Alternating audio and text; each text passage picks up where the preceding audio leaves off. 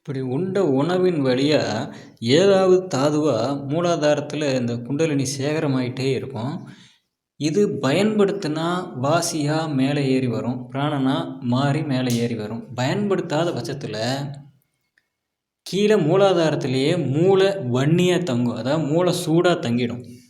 பயன்படுத்திட்டா பிராணன் அது உடம்பெல்லாம் போய் பரவி இந்த கட்டியாக இருக்கக்கூடிய வளலை எல்லாம் உருக்கி கவநீரில் உருக்கி உடம்பை சூட வச்சுருக்கோம். அங்கே தேங்கி இருக்கிற சூடை எல்லா இடத்துக்கும் பரப்பிடும். ஒரு இடத்துல தங்க வைக்காமல் மூலத்தில் மட்டுமே அந்த சூடை அனலாக தங்க வைக்காமல் அதில் இருக்கிறத பிராணனாக மாற்றி அந்த பிராணசக்தியான அனலை உடம்பு முழுக்க கொண்டு போய் சேர்த்துரும்.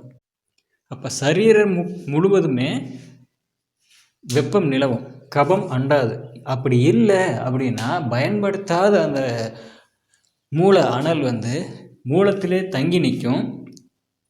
உடம்பெல்லாம் கபம் இருக்கும், சளி பிடிக்கும், ஒபேசிட்டி இருக்கும், லங்ஸில் கோல்டு இருக்கும், கபம் வரும், இருமல் சளி எல்லாம் வரும். இப்படி கப சம்பந்தமான தொந்தரவுகள் எல்லாம் உடம்பு எல்லாம் அறிகுறிகள் காட்டும், உடம்பு அவஸ்தைப்படும். ஆனால் மூலத்தில் எரிவு இருக்கும், பைல்ஸ் வரும். பயன்படுத்தினா அந்த மூளை வன்னி மூளை குண்டலினியாக மாறும். பயன்படுத்துகிறேன்னா மூளை வன்னியாக மாறி மூளை எரிவை உண்டாக்கி இந்த மூலம் சம்மந்தப்பட்ட அத்தனை வியாதிகள் உருவாகும். அந்த இடம் மட்டும் அதிகமாக சூடாகும், மலச்சிக்கல் உண்டாகும், எல்லாமே அதிலிருந்து ஆரம்பிக்கும். இது மூளை வன்னிக்கும் மூளை குண்டலினிக்கும் உள்ள வித்தியாசம். இது மூளை வன்னியின் அடையாளம் அப்படிங்கிற தலைப்பில் இருக்கும்.